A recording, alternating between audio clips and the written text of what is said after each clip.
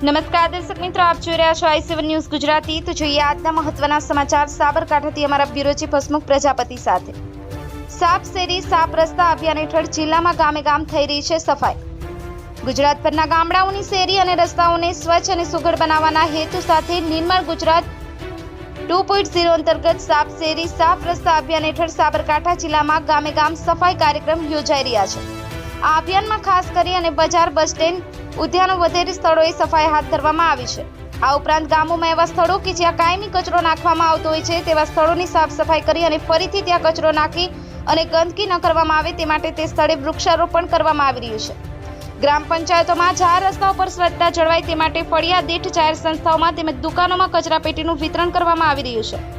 આ ઉપરાંત ખુલ્લામાં શૌચક્રિયા અટકાવવા માટે પ્રયાસો કરવામાં આવી રહ્યા છે। સાથે જ શાળાના બાળકોમાં સ્વચ્છતાની થીમ આધારિત રેલી, ચિત્ર સ્પર્ધા, રંગોળી કામ વગેરે પ્રવૃત્તિઓ થકી સ્વચ્છતાની અખંડ જ્યોત પ્રજ્વલિત રાખવાના સફળ પ્રયાસો કરવામાં આવી રહ્યા છે। Bureau report i7 news Gujarati, Sabarkantha. અવનવી ખબરો જોવા માટે અમારી ચેનલને લાઈક કરો, શેર કરો અને સબસ્ક્રાઇબ